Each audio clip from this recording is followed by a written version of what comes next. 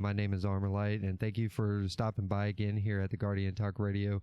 Tonight, we are going to continue on to part 2 of the sound clip from Umbral, or should I say NovaUmbral, excuse me.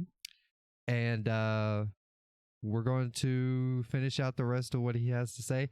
I kind of got a somewhat of an idea where we stopped at from last night's stream.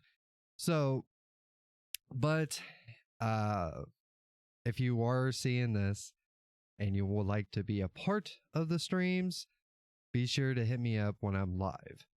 So, but if not, and you like these kind of shorter content, go ahead and hit that sub button for me and let me know. Hit me up in the comments section.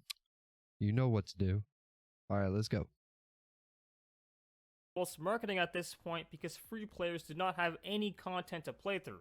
Maybe if we had this discussion during Shadowkeep, I'd actually kind of agree with you, as most people seem to forget that new players and free players had access to Red War content, Curse of Osiris content, and Warmind content, and everything else with New Light. Now maybe that doesn't paint the picture very well, so let me visualize it for you a bit better. Okay, so we ended up stopping here, somewhere around here, and basically talking about the whole, what New Light players had to begin with and what they are left with now. So he's going to go through a whole list. I'm just going to let him, just verbatim go ahead and go with his list, and then we'll discuss it.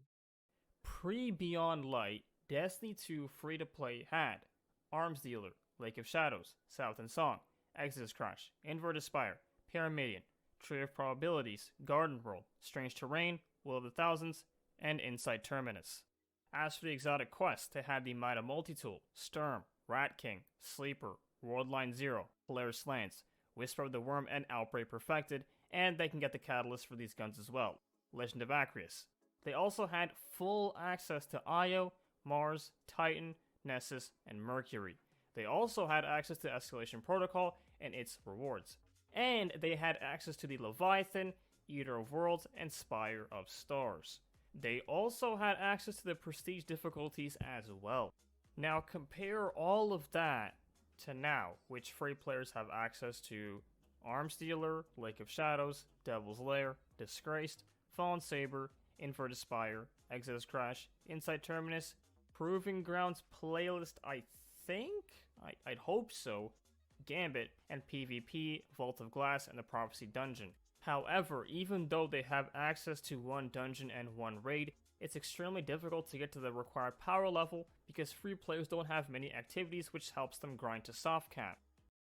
Yeah, kinda. I mean, if you're a free-to-play player, I'm pretty sure you could still get to soft cap because most of it was blues. Like, even when Witch Queen dropped, it was mainly blues. And it's not really until after you get to the soft cap where blues start dropping a little less and you'll start getting more of the higher tier stuff. So I can't really comment on that because I'm not a free-to-play player. So if anybody else has comments on how that works for them, if they are a free-to-play player, educate me. All right, I'm always open for discussion. They can also still obtain older exotics, but at a much more expensive cost instead of just doing the designated quests. Now, a free player can spend money just to get up to par with someone who has been paying for the game. How much, you might say? Oh, just nearly $200, which will give them access to the rest of the game. This, I actually agree with him. Out of most of the bullshit that came out his mouth, this is one of the things that, I do agree with him. The reason being is because, for example, if you're just getting into Destiny, if you want to purchase everything all at once, yeah, it's very difficult because you're going to shell out like $200 probably, just to be able to get caught up. Now, how would I suggest maybe just doing one step at a time, whatever is the next thing, pay for that and then continue on to continue going up. But yeah, like let's say for right now, I have my oldest son that's actually wanting to play Destiny. And if I wanted him to be able to have access to everything, I would have to shell out, if I want to do it all at once, yeah, it would be pretty rough. Especially for content that's going to be vaulted. I could say Bungie could maybe come up with something a little bit better, but that's just my opinion. And obviously it's his as well, because of how much money you would have to shell out. But that being said, I also think that Bungie or Destiny, Bungie, they're not the only ones that do this. I'm pretty sure any game, like let's take for example ESO, you could purchase each one of the things, and there's like a billion of them, or you pay the subscription fee. And I believe all that opens up for you as long as you have the subscription fee. So, that being said, do you think that Destiny should also have subscription fees? How would we implement that? Because that's how ESO does it, is that you have to have a subscription in order, which is like $15 a month. And I believe you have access to everything. But I do believe if you don't want to pay for that, you would have to pay for each individual expansion that they placed in ESO. And ESO has been around for a long time, very long time. So it's probably going to cost you even more. So yes, maybe Bungie could probably find a way to make it a little bit easier on the buyer, especially since there's not as much. Maybe, I don't know, maybe they could do some bundle packs. I know a lot of the times, like that's how I got into Destiny in the first place, was they had a sale, which was for Destiny the base game, which came with Red War, and they lumped in Curse of Osiris and Warmind, and it was all for 30 bucks. Maybe they could do something like that, and maybe they will. And if they do something like that, that would be freaking awesome, because it would save you a little bit of money in the long run. So I'm gonna let him continue. I don't know about you, but that probably isn't a free-to-play game. And Well, B, no. you paid for this content, and now it's gone. Okay, maybe we're getting a little lost in the woods with this whole okay, yeah, it's free to play, but is it really? Yeah, like I don't know, maybe people get stuck on that terminology because you have stuff like Fortnite or Apex, games like that are 100% free. Warframe, that's like 100% free to play, but you still have to pay for the expansions. Technically, yes, you can come in and literally play Destiny for free. It depends on what you want to do. If are you just here for the, try it out? Yeah. Can you really call it a demo? Not really, because a demo is only like you can only try it for so long, and then you have to either purchase it or miss out completely. Because if you call it a demo, then it's not really a demo. But you can download Destiny for free, and you can access Destiny for free. It's just everything else you have to pay for. So I would love to have a discussion with somebody about this more.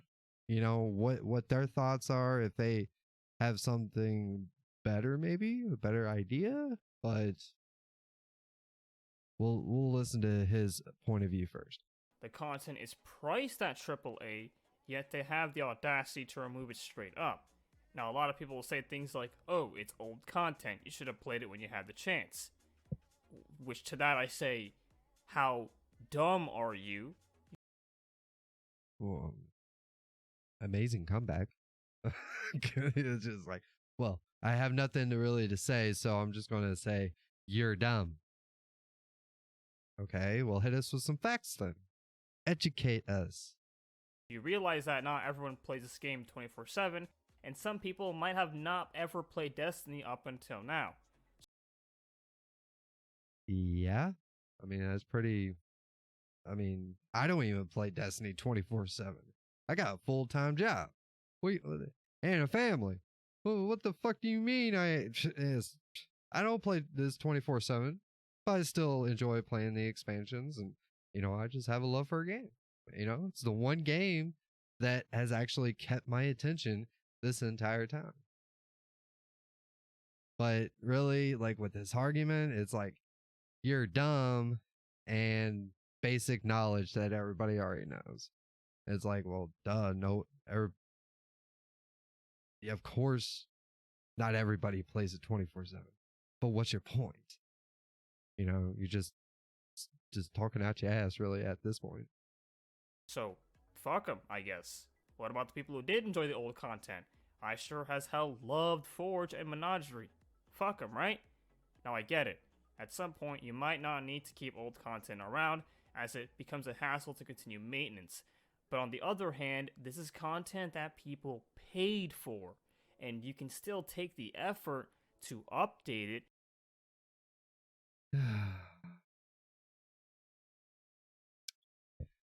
So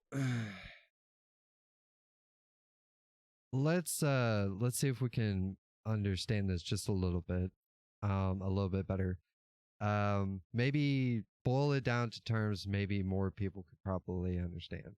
If you're talking about I paid for it so it's now mine, okay, well, let's use something else that we see in the real world that they use kind of the same method. So let's say you go rent a movie, which right now would probably cost you about as much as what an expansion would be. Some maybe a little less, but you still paid for it, but you only get to have it for so long, like 24 hours, 3 days, when you used to go to the old Family Video or the Blockbuster, shit like that. So yeah, you paid for it, but you have to return it. It's not your movie. It's just like, these are not your expansions or seasons.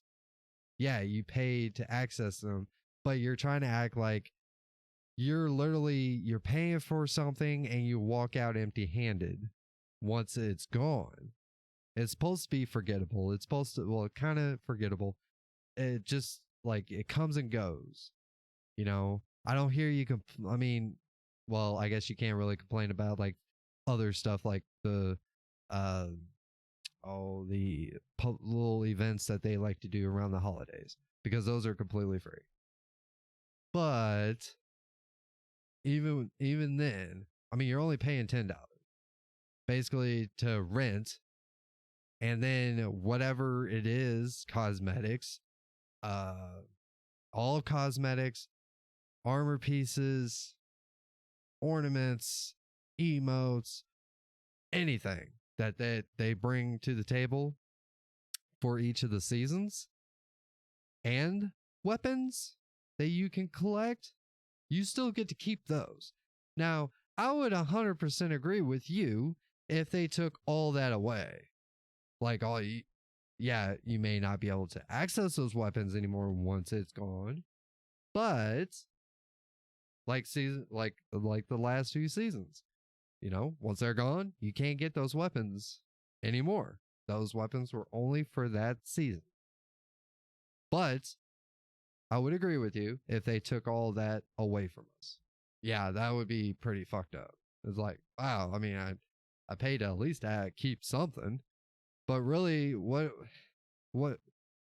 the only thing I can see is you're complaining when it comes to seasons is you're taking seasons away from me, which is really just activities. Could you imagine what Destiny would look like right now if if we literally kept every single activity, you I don't even think Witch Queen would have been a thing. It would have been possible.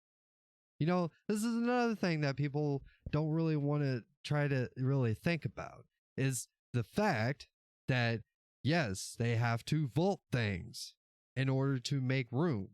Hence, Witch Queen. Look how big each of the story modes were, or are, should I say. They're much larger, so it takes up a larger file. So they want to make more room so that they could give us bigger expansions like the Witch Queen. And I hope every year, every expansion like this from here on out is going to be a lot like Witch Queen, if not better. I mean, it's amazing. Compared to what we've seen in the past, this is the new standard. So, I'm okay with the whole vaulting thing.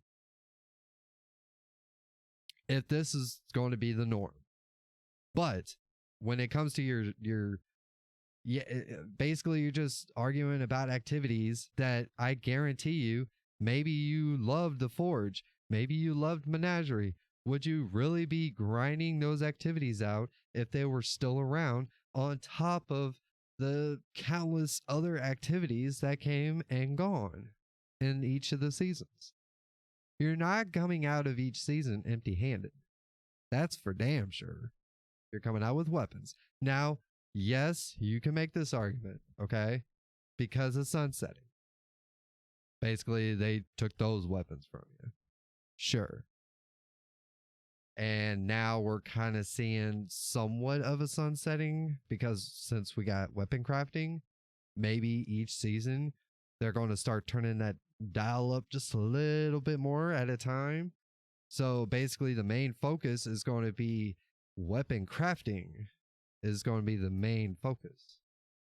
They're really going to amplify that up, but they have to do it slowly. I'm not an expert.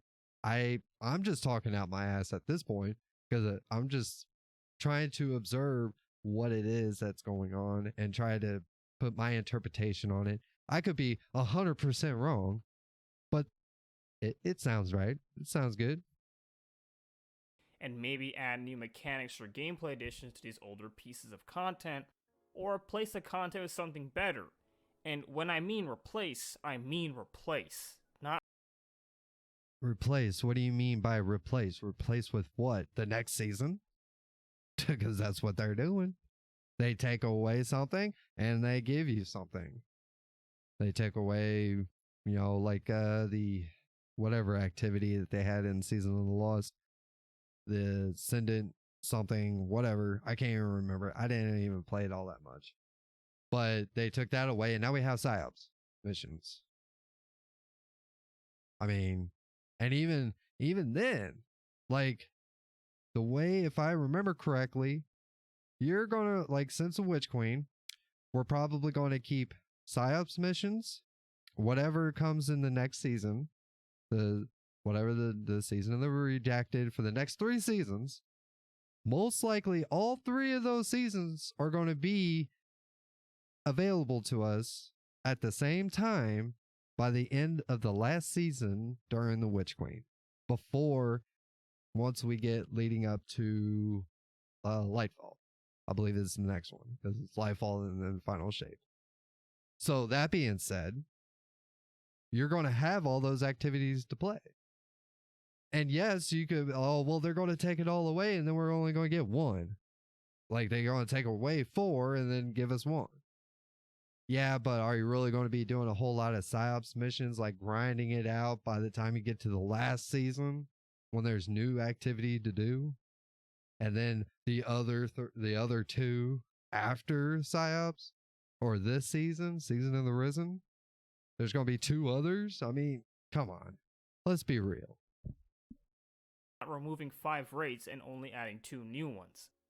Now, others might argue saying, it's within Bungie's right to remove content, which to that I say, yes, just like any other game. Destiny is not an exception. Every other game has the right to remove content, But you don't see other games doing that. Just because it's legally okay doesn't mean it's consumer friendly. Okay, so because other games, you don't see other games doing it, so Bungie shouldn't do it because you don't see anybody else removing content. Well, let's take for, maybe um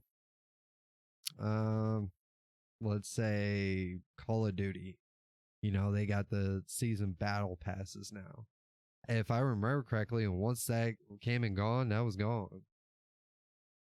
They removed it, right? I'm assuming. But I think it's more of, it's not that, oh, they have the right to do so, but it's wrong. It's they have the right to do so, but I don't like it. Okay? If that's your opinion, I'll let you have it. You spent a lot of money on Destiny only for the content you paid for to get removed, then rehashed and recycled, only for it to be sold to you at a later date again. Now you might be wondering, what about the Forsaken content? Since they only vaulted half of it, wouldn't the other half be added as free? Like Shattered Throne, Last Wish, the Strikes in Dreaming City, all of the exotic weapons? Right? Right? Nope, you gotta pay $25 for the scraps that remain of that DLC.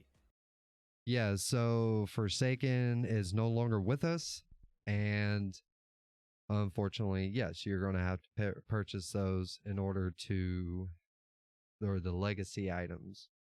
I'm not sure how much. I know I looked at it before, but I can't remember it off the top of my head how much it is. So I guess it's still a way where I'm sure it's not going to be as much as the Forsaken campaign was, but at the same time, it still allows you to have access to those weapons at a cheaper cost. I'm hoping that's the case. I'm not sure. I will have to look that up myself to be a little more educated on the situation. But yeah, I really don't have much to say on it because it's like, well, they may they could do it a little bit different, but at the same time, we don't know what goes on the back end at Bungie. So basically all we can see is what they show in front of us, and we just put our interpretations on it. So whereas before with Year 1, you had access to everything they provided for free, even after they were retired as Legacy.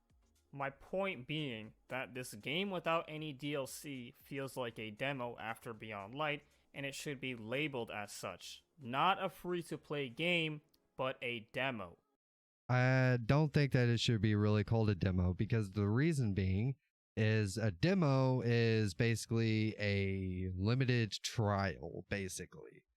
Like you're literally only get to play it for a certain amount of time.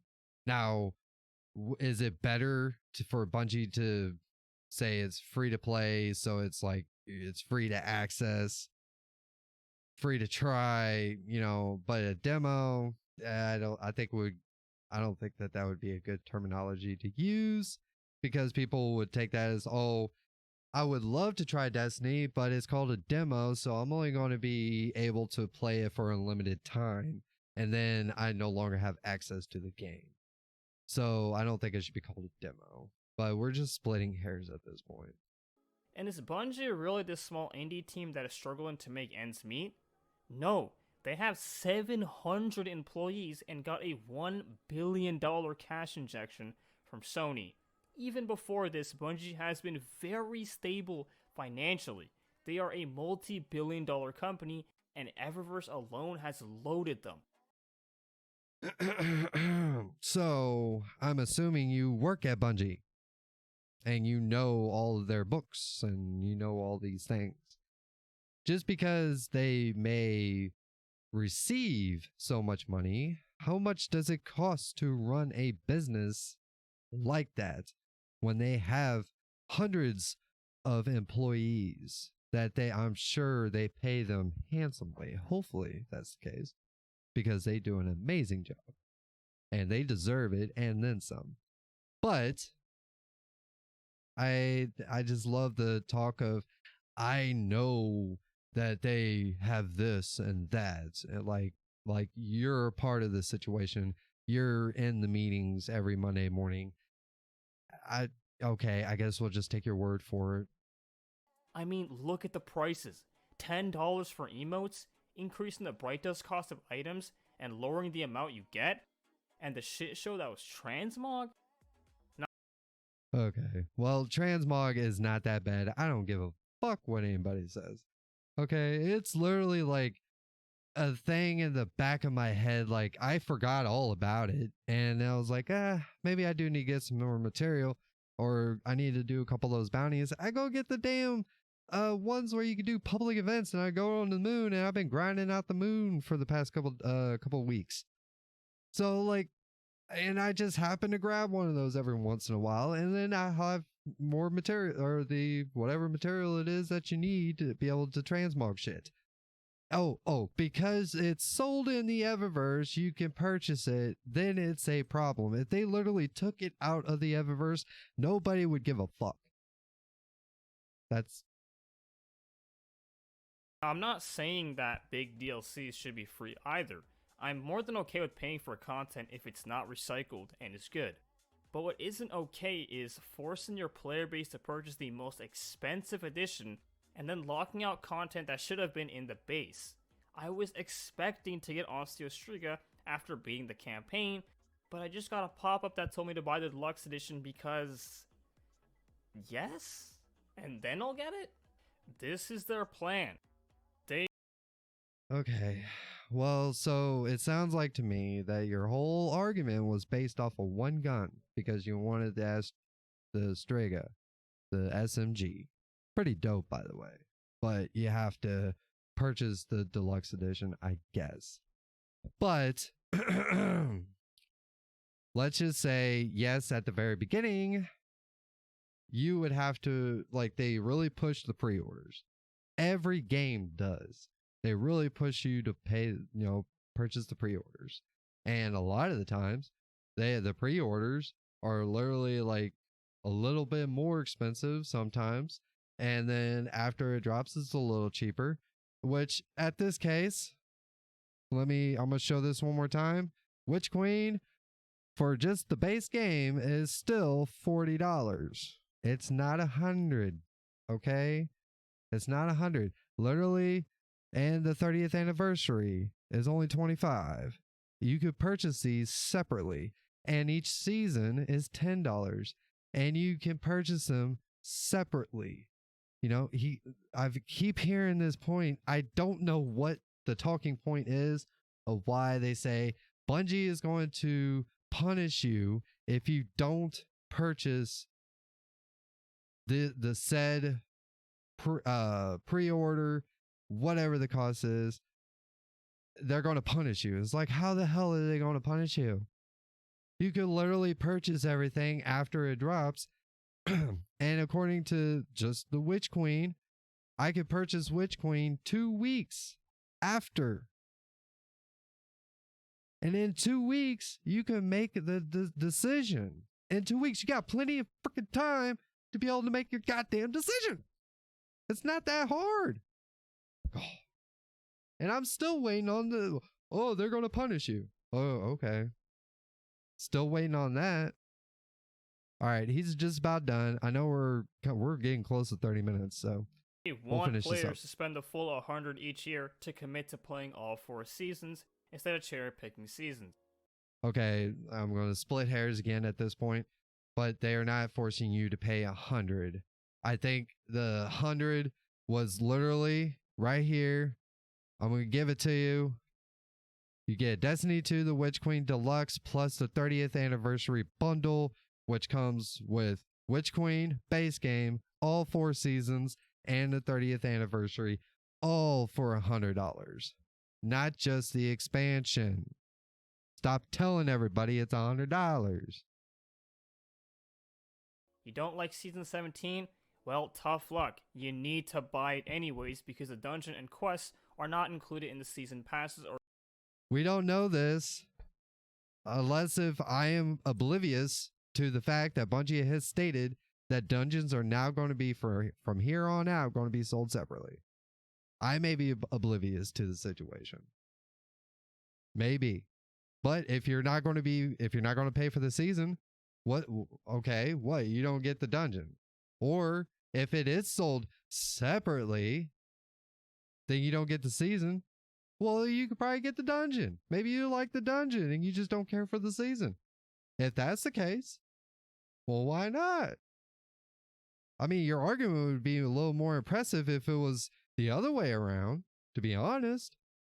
Like if you can't get this dungeon unless if you purchase the season.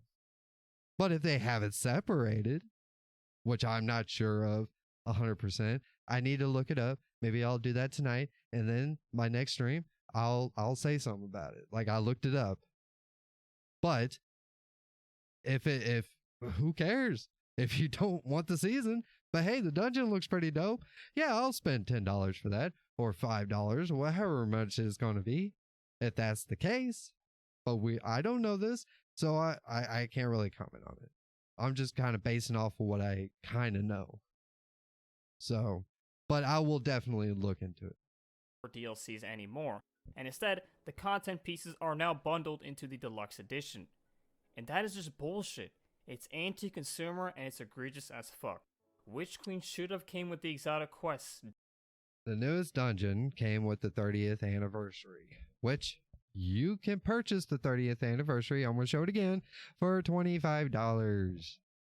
Like literally, you'll get the dungeon and then everything that came with the 30th anniversary. Sure, you can say, oh, it should have been free. It should have been a big, thank you for sticking with us for this many years. Well, I don't know if you don't sound like you've been with Bungie or playing Bungie's games for the past 30 years, but okay. Dungeons and other contents instead of blocking the rest behind the deluxe. But instead, base edition buyers get fucked. Not behind the deluxe. Like the deluxe is literally just the Witch Queen and the 4 seasons. It's not locked behind a deluxe. That is not $100. I mean, come on. The deluxe is $80. So, okay, round it up. It's basically $100. $80 is $100. Sure, whatever. But to be able to get everything is literally going to be for all the Witch Queen, all 4 seasons, 30th anniversary is $100. But literally, the dungeon is not locked behind the deluxe. It is with the 30th anniversary, which is $25. What's the point of even having these individual seasons if everyone is basically forced to buy all of them? What's the point of even... Nobody is forced. You don't have to. God, how many times do I have to tell you this? I'm going to have to keep telling you this until you get it through your thick skull. But you already know this. I am not telling you anything new. So let it be known, I'm not speaking to you. I am speaking to those who watch your content or maybe who end up falling into one of your shows or one of your videos. And you're putting all this bullshit in their heads, making them think that, oh, well, stay away from Destiny. You know this. Having base editions if they don't provide the full intended experience. And worst of all, other companies will look to Bungie and follow the same, because if one company gets away with it, everyone else will try to as well. Soon, deluxe editions become much more than just an extra cosmetic package. Soon, entire pieces of content will be locked behind deluxe bundles. So, literally, just like the last guy that we went over, almost literally verbatim, copycat, copy and paste, what ifism. That's all it is. Like, oh, well, if we let Bungie do this, then every other gaming community or gaming developer is going to think that it's okay for them to do it as well. Then it's going to be all over the place. Yeah. Unless if you could show me that's the case, which half of the stuff that came out your mouth is pretty much bullshit in my mind. But I think that we can agree to disagree, I guess, at this point. Eventually, every game will require players to spend $100 just to experience the full game. Games are already ludicrously expensive these days, yet the price doesn't even come close to justifying the quality of said product. And I'll say it again, Witch Queen alone is not worth $50. If the base edition came with the first season, Well, I think it's not 50, but maybe it is in your area, because I believe at the beginning of his video he said he was in Canada, so it must be like $50, whatever it is in his currency. So, but that's your opinion, and if you think that, oh, I think that Witch Queen was worth every penny, my opinion. Okay, but we're not trying to. I'm trying to refrain from spewing out the opinions and try to make it sound like it's fact, like you're doing. as well as the dungeon and exotic quest content, then I would be much more happier with this DLC. But the fact that Bungie purposefully stripped Witch Queen's base edition so they can squeeze more money from players through the deluxe is really scummy. There's no defending this. Witch Queen itself was a pretty solid DLC, but was held back by Bungie being too greedy. And that is the end of it, finally, of part 2. So, if you happen to enjoy this, be sure to hit the sub button for me, give it a like, all the good stuff.